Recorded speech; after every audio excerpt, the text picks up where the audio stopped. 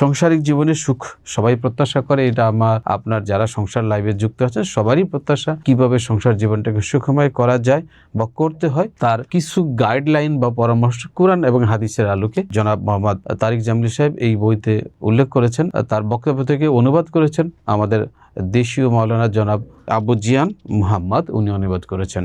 আপনি যদি এই বইটা শুরু থেকে একদম শেষ পর্যন্ত পড়েন তাহলে সাংসারিক লাইফে কিভাবে সুন্দর করা যায়, সাংসারিক লাইফে কিভাবে শান্তি বজায় রাখা যায় বা এটাকে আরো সুন্দর করে গড়ে তোলা যায়, সেই বিষয়গুলো তিনি কিন্তু নিয়ে এসেছেন। তা আমি এই বই থেকে দুই একটা বিষয় আপনাদের সামনে তুলে ধরতে চাই। আচ্ছা, আমি প্রথমে একটা গল্প শেয়ার করছি। এই বইতে যেটা উল্লেখ করা আছে সেটা লেখা আছে একজন গর্বিত মায়ের গল্প। সংক্ষেপে তুলে ধরবো। হযরত আবু বকরের কন্যা আসমা রাদিয়াল্লাহু আনহা এর বয়স তখন প্রায় 100 বছর। মক্কার চারপাশে হাজ্জাজ বিন ইউসুফের নেতৃত্বে শত্রুরা অবস্থান নিয়েছে। আমি কি তাদের সঙ্গে লড়াই করে শহীদ হব নাকি তাদের বশ্যতা স্বীকার করে নিব? কোনো মা চান চোখের সামনে আপন পুত্রের মৃত্যু দেখতে? পৃথিবীর কোনো মাই আসলে চায় না এটা, যে চোখের সামনে তার পুত্রের মৃত্যু দেখতে। তারপরে তিনি বললেন, তুমি যদি আল্লাহর জন্য লড়াই করে শহীদ হও তাহলে তা হবে আমার জন্য গর্বের বিষয়, আর যদি গাজী হও তাহলে সেটাও হবে আমার জন্য গর্বের বিষয়। আর যদি তুমি দুনিয়ার জন্য লড়াই করো তাহলে মনে রাখবে এই জন্য আমি তোমাকে দুধ পান করাই নাই, তোমাকে এর জন্য লালন পালন করিনি। আব্দুল্লাহ বলেন, আমি দুনিয়ার জন্য লড়াই করবো এই কথা কখনো ভাবিনি, দুনিয়ার কথা তো আমার চিন্তাও আসেনি। আসমা রাদিয়াল্লাহু আনহু বললেন, তাহলে যাও, তরবারি নিয়ে বেরিয়ে পড়ো। শত্রুরা আব্দুল্লাহর মৃতদেহ অবমাননা করতে পারে এই আশঙ্কায় তিনি বর্ম পরে নিছিলেন। তখন আসমা রাদিয়াল্লাহু আনহা একটা বাক্য বললেন যা আরবিতে প্রবাদ হয়ে গেল। প্রবাদটি এরকম, জবাই করা ভেড়া চামড়াযুক্ত মনে হয় না, জবাইকৃত ছাগল চামড়া ছিলায় ব্যথা পায় না। এটা একটা আরবি প্রবাদ, উনি এটা উচ্চারণ করেছেন, সেটা এখনো স্বর্ণাক্ষরে লেখা আছে। অর্থাৎ আল্লাহর পথে শহীদ হওয়ার পর তারা যাই করুক না কেন তাতে তোমার কিছু আসে না।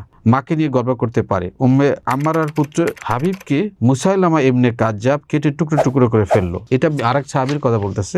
একজন এসে তার মাকে বলল, আপনার পুত্র হাবিবকে এইভাবে হত্যা করা হয়েছে। উম্মে আম্মারা বললেন, এই দিনের জন্যই আমি তাকে দুধ পান করিয়েছি। আমরা এমন মা কোথায় পাবো? কোন মা তোর সন্তানের জন্য আল্লাহর পথে শহীদ হওয়ার কথা তো ভাবেই না এবং সেটা আশাও করে না। সেই সব মায়েরা তাদের সন্তানদের আকৃতি দেখেননি, তাদের বীরত্ব দেখেছেন, আল্লাহর পথে শহীদ হওয়া দেখেছেন। মা সন্তানকে বিদায় জানাচ্ছেন, যাও আল্লাহর পথে লড়াই করো এবং শহীদ হয়ে যাও। আব্দুল্লাহ ও তার সঙ্গীরা সকাল থেকে বিকাল পর্যন্ত লড়াই করলেন। 3000-এর মোকাবেলায় মাত্র 4 জন, 3000-এর মোকাবিলায় মাত্র 4 জন ছিলেন তার সাথে। কিন্তু আসর পর্যন্ত কেউ কাছে ঘেঁচতে পারল না। শেষ পর্যন্ত তারা উপর থেকে পাথর ছুড়ল। একটি পাথর এসে সরাসরি আব্দুল্লাহ ইবনে জুবাইর রাদিয়াল্লাহু আনহুর মাথায় লাগলো এবং রক্তের ফোয়ারায় ছুটল। এখানে একটা ঘটনাকে উল্লেখ করেছেন এবং দুটি ঘটনাকে উল্লেখ করা হয়েছে। এখান থেকে আব্দুল্লাহ তার মায়ের নির্দেশ একদম স্পষ্ট বুঝে বললেন যে অর্থাৎ আল্লাহর জন্য তাকে জিহাদ করতে হবে, তাদের কোনো ধরনের বশ্যতা স্বীকার করা যাবে না। এই যে শিক্ষাটা উনি দিলেন তার সন্তানকে, সেই শিক্ষাটার কথাই কিন্তু এখানে তুলে ধরা হয়েছে। পাশাপাশি আরও ধরনের গল্প এবং সত্যিকারের ঘটনা এখানে তুলে ধরা হয়েছে। আপনারা কিন্তু এই বইটা হাতে নিয়ে পড়লে সেই বিষয়গুলো বিস্তারিত জানতে পারবেন।